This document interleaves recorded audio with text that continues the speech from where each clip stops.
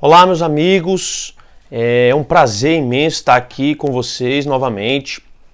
Nós vamos trazer um tema hoje para a gente poder refletir, e o tema da nossa palestra de hoje será a filosofia espírita. É claro que nós, para entendermos o que é a filosofia, precisamos entender primeiro o que é a filosofia, para depois falarmos da filosofia espírita. Então, a filosofia, ninguém sabe ao certo quando surgiu, né? Se foi no Egito Antigo, se foi na Índia. O fato é que a palavra filosofia, ela foi criada por Pitágoras, esse grande pensador grego, quando algumas pessoas chegaram até ele e percebia que ele tinha muita facilidade de resolver várias questões, e algumas pessoas disseram: não, Pitágoras, você é um sábio, né? Procure o grande sábio Pitágoras. E aí ele chegou: olha, eu não sou um sábio. Um sábio é aquele que já detém o conhecimento, tem todo o conhecimento das coisas, ele sabe todas as coisas. Eu sou um filósofo, eu busco a sabedoria. Então aí dá-se 500 anos aproximadamente antes de Cristo, a primeira utilização da palavra filósofo, no sentido de humildade, né? Aquele que busca o conhecimento, aquele que não detém o conhecimento ainda. Então, do grego, a etimologia da palavra, a origem da palavra é philos, amor, sofia, conhecimento ou sabedoria. Então, juntando as duas palavras, ficou-se aquele que ama a sabedoria, ou aquele que busca a sabedoria, ou aquele que busca o conhecimento, como queiram. Então, inclusive tem uma passagem interessante da história de Pitágoras. Dizem que um dia ele estava caminhando, e aí a esposa dele, olhando junto com ele ali, conversando, ele tropeçou e caiu. E a esposa dele começou a rir dele. E ele disse: por que você está rindo? E ela falou: eu estou rindo porque você tropeçou e caiu. E ele virou para ela e disse: eu caí porque eu estava contemplando o alto e cairei várias vezes, ao passo que você nunca cairá, porque só anda olhando para o chão. No sentido profundo, filosófico, querendo dizer para a gente, aquele que realmente ousa, aquele que busca conhecer, aquele que ousa fazer coisas na sociedade, eles sempre errarão, ao passo que aqueles que sempre dão passos limitados, aqueles que sempre não ousam mudar as coisas, sempre vivem como estão, jamais cairão em erro, jamais errarão. Bom, então a filosofia, ela nasce no termo nesse sentido. Então, quando nós falamos da filosofia clássica, claro que existe a filosofia oriental, né, com seus grandes filósofos, Confúcio, Lao Tse, mas para nós aqui ocidentais, basicamente, o que vai influenciar profundamente será a filosofia clássica grega. Quando a gente diz clássica, a gente quer dizer que é algo atemporal, algo que ainda continua muito presente, algo que ainda pode ser utilizado. Por exemplo, quando a gente fala, aquele filme é um clássico, é um filme que você pode ver a qualquer momento, né? É uma música clássica, é uma música atemporal, é uma música que te eleva, né? Então, nesse sentido, a gente precisa falar da escola grega e dos seus pensadores. Diz-nos Emmanuel no livro A Caminho da Luz que, para preparar o terreno para o nosso Mestre Jesus, ali foi escolhido como que para preparar o terreno a filosofia grega, principalmente por Sócrates, Platão e Aristóteles, sendo cada um discípulo do outro. Então, Aristóteles foi discípulo de Platão, Platão, por sua vez, foi discípulo de Sócrates. Então, note-se que Sócrates foi o grande divisor da filosofia, e isso não somos nós espíritas que estamos dizendo. A filosofia se divide em antes de Sócrates, pré-socrática, todos os filósofos que vieram antes de Sócrates, e os pós-socráticos, os que vieram depois de Sócrates. Então, Sócrates foi um homem notável por diversos aspectos. Era um homem, então, que buscava no dizer de Platão, né, seu discípulo mais próximo, que ele escreveu vários livros sobre ele. Xenofonte também, seu discípulo, escreveu, mas ficou muito conhecido Sócrates através do seu discípulo Platão. Então ele dizia que o objetivo central da sua filosofia era levar o homem a uma moral, né, que o homem pudesse viver buscando o conhecimento das coisas e trazendo esse conhecimento para a sua vida. Então, a filosofia de Sócrates toda gira em torno de dialogações, tanto que surgiu o termo dialogação socrática. O que significava isso? Ele mostrava para as pessoas que as pessoas não tinham todo o conhecimento que elas achavam que elas tinham.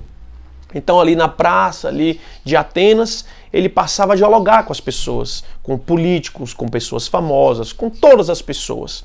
E aí disse que Sócrates ganhou muitos inimigos, né? Muitas vezes as pessoas que mostram para outras aquilo que elas não conseguiam ver, a sua ignorância muitas vezes, em todas as épocas se fez muitos inimigos. Então Sócrates dialogava, perguntava o que é a verdade, o que é a bondade, o que é a justiça. E aí, à medida que as pessoas iam respondendo, ele perguntava e deixava as pessoas como que em xeque. E as pessoas começavam a compreender que elas não sabiam tudo aquilo que elas realmente sabiam. Tem uma passagem muito emblemática e profunda, quando lá no templo de Delfos existia uma máxima, só sei que nada sei, né? E aí, conhece-te a ti mesmo, dizia no templo de Delfos, e Sócrates dizia, só sei que nada sei. E aí, certa vez, foram até uma pitonisa, uma médium lá à época, alguns políticos e alguns pensadores, e fizeram uma grande pergunta: quem é o mais sábio homem da Grécia? E a pitonisa disse: Sócrates. E aí eles foram até Sócrates. Sócrates, tu sabes que a pitonisa disse que tu és o homem mais sábio da Grécia? Ele disse: vem cá comigo. E ele começou a perguntar para as pessoas diversas coisas, conceitos. E a gente vai entender que a filosofia, ela se norteia por conceitos. Quem não tem conceito não tem nada, não sai do lugar. Porque cada um, se eu dou um conceito a uma palavra, você dá outra, a gente não se entende muito bem. Então, na filosofia, basicamente, o primeiro passo é nós termos conceitos bem definidos. Então, quando Sócrates começou a conversar com as pessoas, aquelas pessoas que perguntaram a pitonisa e foram caminhando com ele, começaram a perceber que aquelas pessoas não sabiam aquilo que elas achavam saber de acordo com as perguntas de Sócrates. E ao passo ali de uma tarde, ele se vira para as pessoas e diz: viu? Essas pessoas não achavam que sabiam muitas coisas, mas não sabiam quase nada. Então eu vos digo, eu só sei que nada sei. Não tenho clareza muito das coisas, não por uma ignorância completa, mas eu busco a verdade, mas sei o quão distante eu ainda estou da verdade efetiva. Então, se algo me faz mais sábio que esses homens, é que eu tenho consciência da minha ignorância, né? E aí ele colocou como a máxima da sua vida, né? Conhece-te a ti mesmo, que ficou conhecida a história da humanidade como Sócrates sendo dito, mas ele leu no templo de Delfos. Então, a gente vai notar que cada filósofo, ao longo da história, vai analisar uma situação e vai eleger um problema ou alguns problemas essenciais e vai colocar todo o seu potencial e toda a sua vida e a sua inteligência na busca de resolver esses problemas. Então, na história da filosofia, nós temos diversos filósofos que problematizaram as questões que para a sociedade era algo normal, e eles problematizaram, trouxeram às vezes conflitos, trouxeram às vezes reflexões profundas. Por exemplo, quando o grande e já dito Sócrates chegou a um momento da vida dele onde ele simplesmente desejava que as pessoas vivessem uma vida moral, uma vida mais elevada, não desse tanta importância às coisas materiais, e sim às coisas do plano espiritual. Ele dizia isso com grande frequência.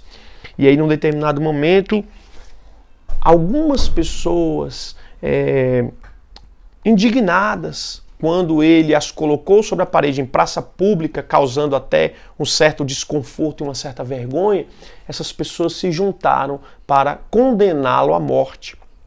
E aí 2 acusações caíram sobre ele, de corromper a juventude e de inserir novos deuses à civilização grega.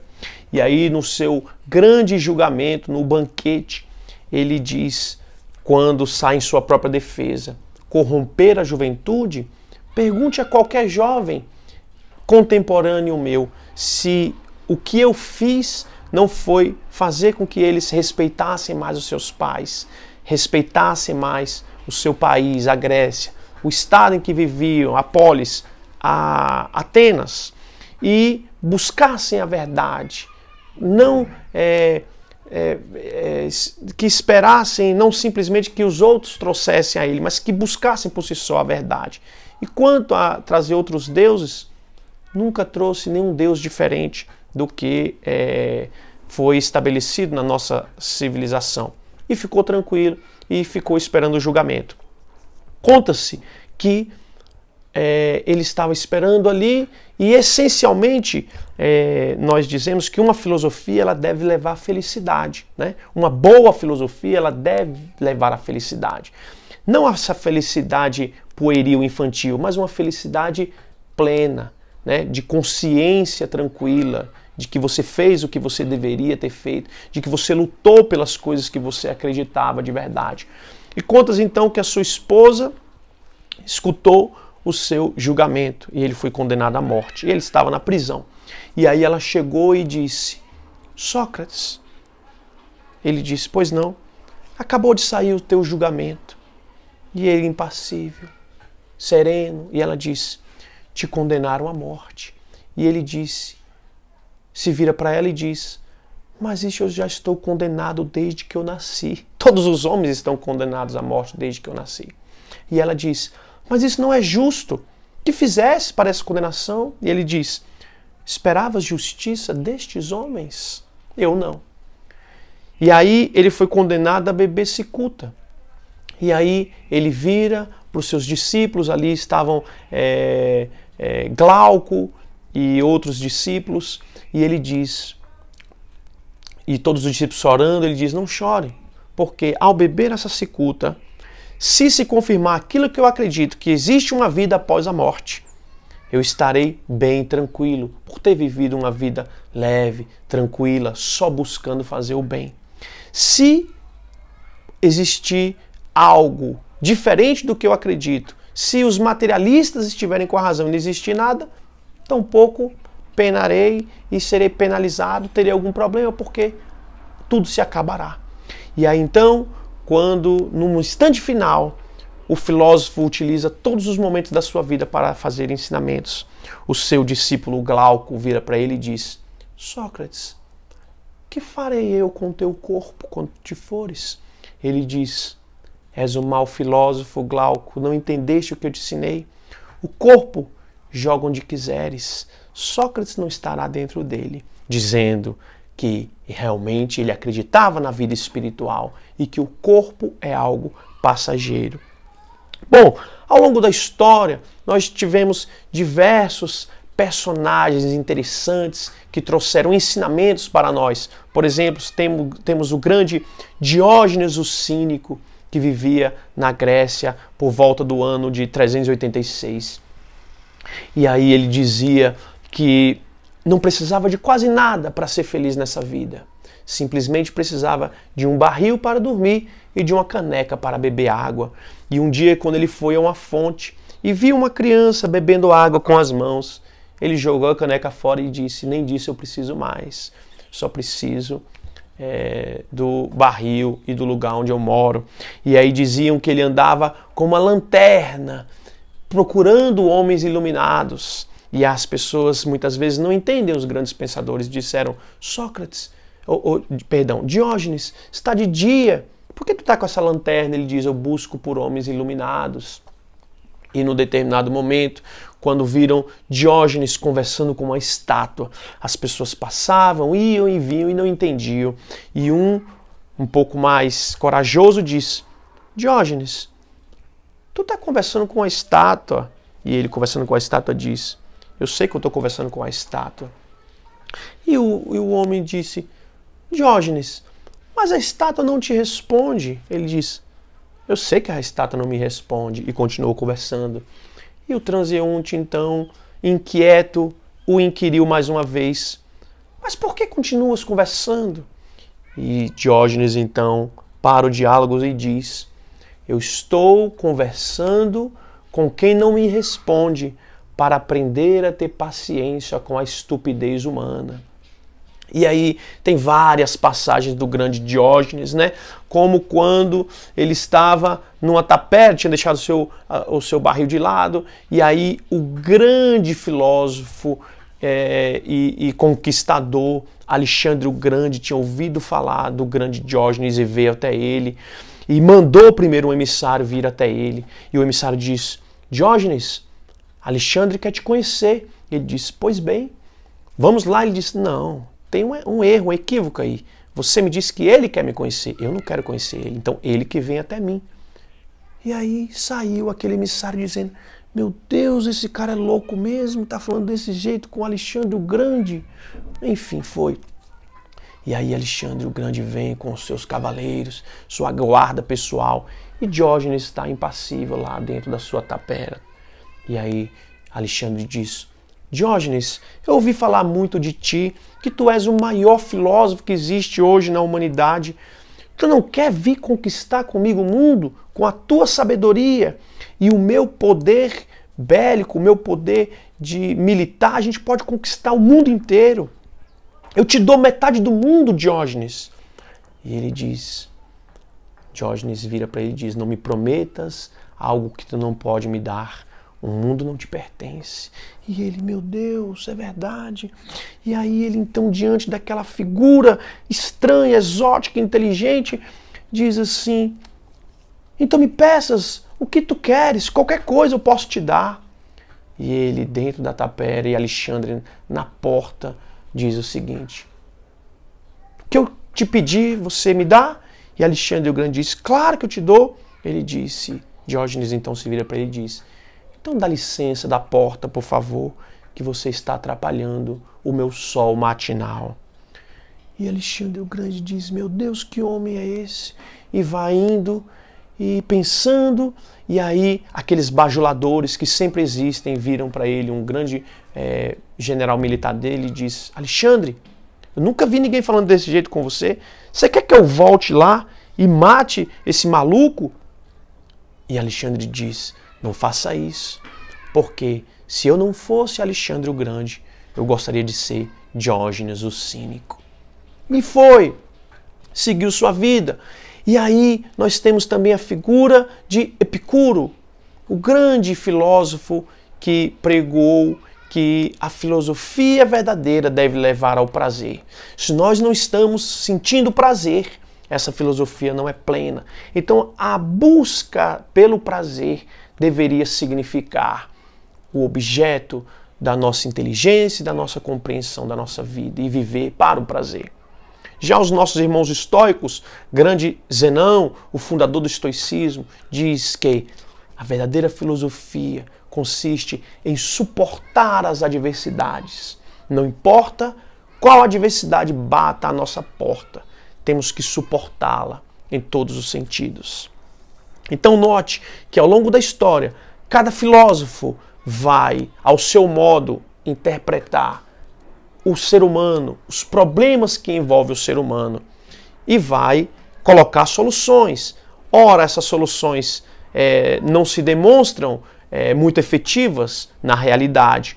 Ora, algumas dessas filosofias podem ser recortadas uma parte e colocadas no nosso dia a dia como soluções. Então note, o que a academia faz hoje em dia é formar pessoas que estudaram a filosofia e essencialmente quem traz um conhecimento inovador para a humanidade e respeitado e que as pessoas estudam se torna um filósofo clássico. Mas os verdadeiros filósofos, eles nascem com um quê diferente, um pensamento, uma ideia, um raciocínio diferente. Por exemplo, temos Maquiavel, quando ali por volta de 1513 vai estudar o estado onde ele vivia, na Itália, e vai trazer soluções, não como tratados morais, mas como uma forma do príncipe, que ele coloca no seu livro, O Príncipe, conseguir governar. Então, se a gente não entende o período onde ele vivia e simplesmente vai ler sua obra, não vai fazer tanto sentido. Mas as cidades-estados da Itália naquele momento, Nápoles, Roma, Milão, elas viviam em conflitos profundos, não existiam o exército nacional, que depois foi estabelecido em cada país para que pudessem estabelecer uma ordem e uma defesa.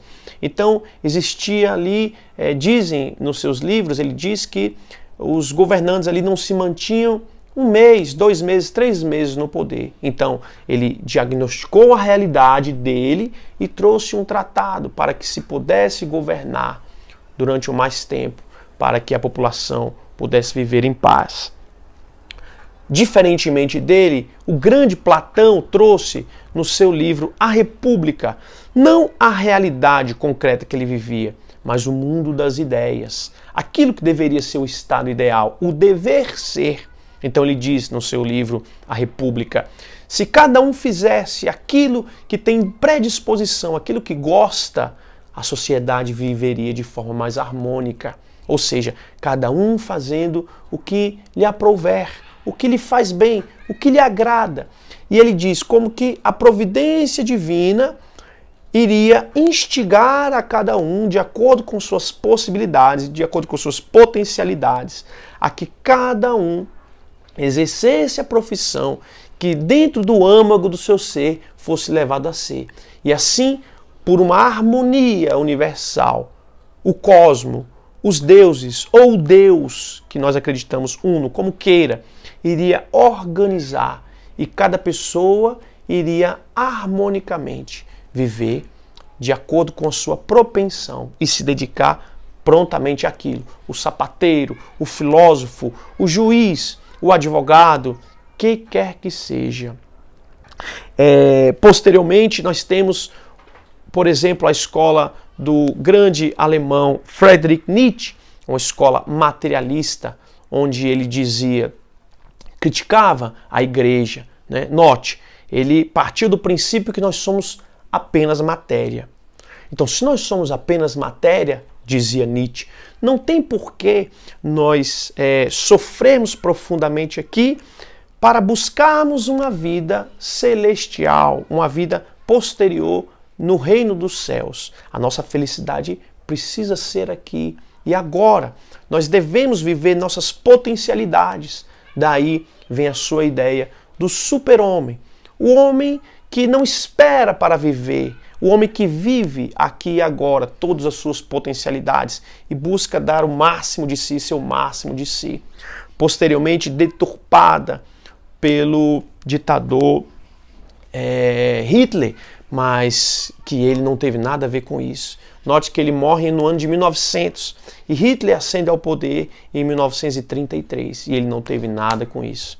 E então essas são escolas filosóficas que a gente vai estudando, aprendendo, vendo o que cabe na nossa vida, trazendo um senso crítico para a realidade que todo mundo observa como sendo normal e natural. A filosofia vai nos ensinar, sobretudo, a ter um olhar crítico sobre a realidade. Perguntar, fazer as grandes perguntas. O que é isto? Por exemplo, se você passa pela rua e alguém te pergunta, que horas são? Você olha no relógio e diz, 12:00. Mas uma pergunta filosófica poderia ser, o que é o tempo? E aí, com a filosofia, a gente vai aprendendo isso. E onde entra a filosofia espírita em tudo isso? Bom, a filosofia espírita, basicamente, ela tem por objeto o estudo do espírito e a sua manifestação no plano físico. Ora, como nos ensina a filosofia, devemos fazer perguntas. Por exemplo, como uma premissa, né? O que é uma premissa? É uma sentença que, se for válida, pode ser válida ou pode não ser válida, né? Então, podemos, por exemplo, estudar a doutrina espírita do seu ponto de vista filosófico, nos perguntando, das duas uma, ou a manifestação dos espíritos é uma realidade ou não é? Essa é a primeira pergunta. Bom, simplesmente quem já teve experiências numa sala mediúnica, ou quem já viu espíritos, ou quem ouviu, ou quem já sentiu arrepios quando chega um espírito, percebe-se plenamente que isso é uma realidade. Ora, se existe os espíritos, e quem quiser e tiver boa vontade consegue ver muito facilmente que existem espíritos, a realidade ela precisa ser adequada, né? Então, por exemplo, o princípio dos filósofos materialistas de Nietzsche, de Marx, que coloca tudo na matéria, automaticamente será rechaçado, porque a realidade objetiva se mostra que existem espíritos. Então, o que a doutrina espírita faz através dos espíritos superiores que vieram e Allan Kardec codificou aquilo que eles tinham dificuldade quanto em vida e se manifesta na codificação kardeciana, Sócrates, Platão, Santo Agostinho e diversos outros filósofos, o que eles tinham dificuldade enquanto seres encarnados, desencarnados, com o passar do tempo, aumentaram e enlargueceram muito o seu conhecimento, a sua compreensão das coisas. E vem trazer para a gente. Então, a filosofia espírita, basicamente, ela vem dizer para a gente que, diferentemente do que muitos filósofos fizeram ao longo da história, o bem e o mal, o certo e o errado não pode ser tão relativizado assim, que devemos agir conforme a nossa consciência, que é onde estão gravadas as leis de Deus. E toda vez que agimos de acordo com a nossa consciência, agimos bem. E mais ainda, traz a moral do Cristo, a regra de ouro, que outros personagens ao longo da história trouxeram também, às vezes até antes de Cristo. Não façais ao outrem aquilo que não desejaríeis que fizesse com você mesmo. Então, se você se coloca na posição do outro, essa é a regra moral. Se você não gostaria que fizesse com você, que você não faz com o outro.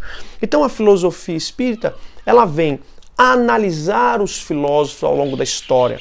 Ela vem diante dessas realidades objetivas, não mais abstratas, não. Será que existe ou não espírito? Não, é realidade objetiva. Existe ou não existe Deus? Claro que existe. Podemos comprovar? Não. Aí os cientistas dizem, alguns cientistas, porque a ciência não é materialista. Este ou aquele cientista pode ser materialista, este ou aquele cientista pode ser ateísta, mas a ciência ela não é ateia. Alguns cientistas dizem, mas nós não conseguimos comprovar a existência de Deus. E nós, deístas, que acreditamos em Deus, dizemos, mas também você não consegue comprovar que ele não existe. Então, o que Allan Kardec faz é trazer uma forma científica, uma proposta científica de observação, comparação, comprovação e trazer explicações. E essa explicação ela se torna válida não de forma dogmática, como algo pronto e acabado e estabelecido, mas como uma dialética, fruto de uma construção de divergências, de críticas, e o que vai surgir daí, ela se torna uma tese, né? E aí a tese, como diz os grandes tratados de dialética, você tem uma tese e você tem uma antitese, você tem um ponto e você tem uma crítica a esse ponto. E posteriormente vai redundar numa síntese, né? Fruto das discussões, das divergências. E essa proposta ela se mantém válida até que venha uma outra, um pouco mais racional, um pouco mais de acordo com a ciência. Mas até então ficaremos com ela. Como Allan Kardec diz no Céu e o Inferno, quando tivermos duas propostas divergentes com relação a Deus, aquela que mais o elevar em justiça e bondade, essa mais se aproxima do que é a verdade de Deus. Então Allan Kardec torna a doutrina espírita robusta através de tratados filosóficos. Então ele diz, óbvio, nos falta um sentido para compreendermos toda a complexidade de Deus, toda a intensidade do que é Deus. Mas Allan Kardec, através de um tratado filosófico, de uma sabedoria, uma busca pela sabedoria, traz reflexões maravilhosas. Ele diz, não existe efeito sem causa. Tudo que você olhar na sociedade, tudo que existe de mais complexo, aquilo foi idealizado por alguém. Então, dizia um filósofo, um filósofo europeu, no dia em que se pegar um bocado de prego, de parafuso e uma hélice gigante, jogar no ventilador e de lá sair um helicóptero, eu posso imaginar que as coisas são fruto do acaso. Mas se eu vejo um helicóptero funcionando e alguém subindo, descendo, indo para todos os lugares, alguém pensou naquilo, alguém calculou, alguém errou e depois acertou até chegar onde foi. E assim, podemos dizer no macro, assim é o universo, com as suas regras, com suas leis, com os planetas girando em torno do Sol. Alguém pensou nisso. E quanto maior é o efeito, mais profunda é a causa, mais inteligente é a causa. Então, um efeito inteligente necessariamente leva a uma causa inteligente. Então, a causa primeira de todas as coisas. Assim é o nosso Deus, assim é o nosso Criador. Bom, essa é a filosofia espírita que nos ajuda a levar um pensamento racional para a nossa vida. Então, é a filosofia, a ciência e a moral. Não adianta nada nós vivermos simplesmente de uma forma teórica e não vivenciarmos aquilo. Então, todo espírita é um filósofo. Ele busca a sabedoria e ele vive essa sabedoria ou se esforça para se melhorar cada dia e se transformar numa pessoa melhor a cada dia, vendo quem precisa de um auxílio material, vendo quem precisa de um apoio psicológico, um apoio espiritual e busca ser uma pessoa melhor, conhecendo mais as coisas, sabendo como funcionam as coisas. Para finalizar, eu gostaria de contar uma história bem rápida que aconteceu em 1789, durante a Revolução Francesa. Conta-se que depois das matanças, né, de vários religiosos que foram assassinados ali, quando a Revolução Francesa teve acertos e teve erros, como tudo na história, não podemos ter uma visão maniqueísta simplesmente. Tem coisas mais complexas ali, né, como o Tratado Universal do Ser Humano, como dizendo que os poderes estabelecidos na Terra devem ser vividos por todos nós e não foram impostos por Deus, cometeram-se muitas atrocidades. Os reis, ao longo da história, excessos, dizendo que eles foram postos ali por Deus. E aí, durante um tempo, eles disseram, a razão, eis o nosso Deus. E levavam, dizem, em procissões, estátuas com a razão, o nome razão, dizendo, eis a nossa razão. E começaram a queimar igrejas. E diz que, num determinado momento, eles chegaram numa igreja onde tinha uma pessoa bem simples e bem humilde, limpando a igreja. E aí, os emissários da Revolução Francesa chegaram e disseram, olha, nós temos autorização do alto comando da Revolução para queimar todas as igrejas. Então desce daí que a gente vai queimar essa igreja também.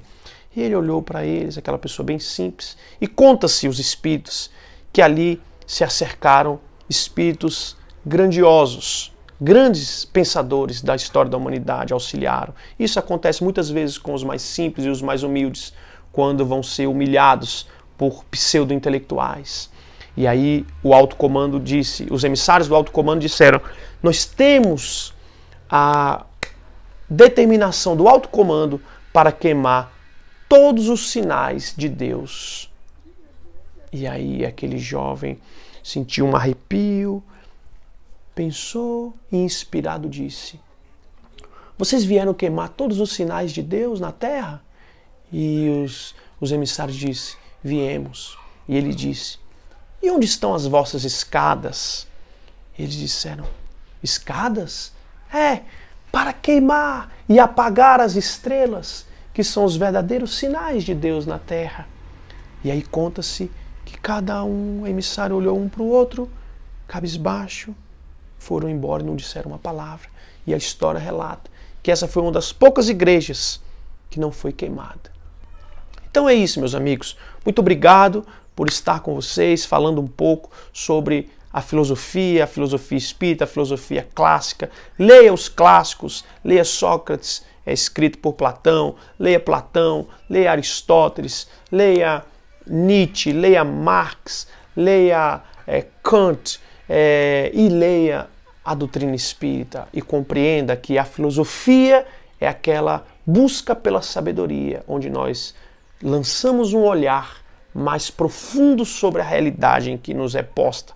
Não nos acostumamos com aquilo que nos é imposto e queremos sempre conhecer mais, sabendo da nossa humildade e do nosso pequeno poder de conhecimento. E que o Mestre Jesus nos abençoe e que a gente possa vivenciar no nosso dia tudo aquilo que a gente estuda e nos fazermos pessoas melhores. Um beijo no seu coração. Que Jesus nos abençoe hoje e sempre.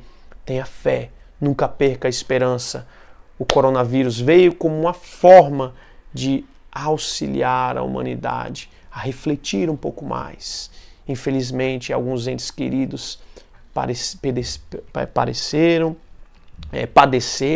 padecerão, mas que a gente tenha sempre a fé em Deus e em dias melhores. Que Jesus nos abençoe. Muito obrigado.